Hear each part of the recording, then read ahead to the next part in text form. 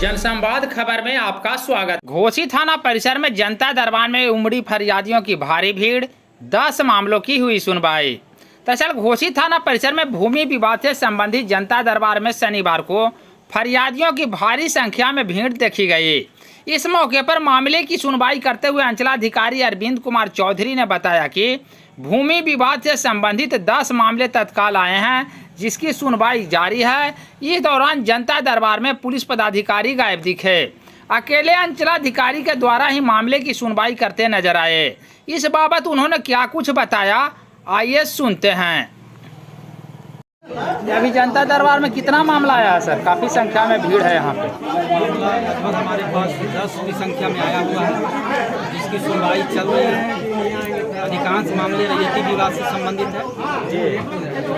इसमें कुछ नए मामले भी आ आए हैं। पुराने मामले 10 है, जिसका सुनवाई चल रही है। अभी कोई पुलिस पदाधिकारी नहीं है सर? अभी हमारे पुलिस पदाधिकारी काम से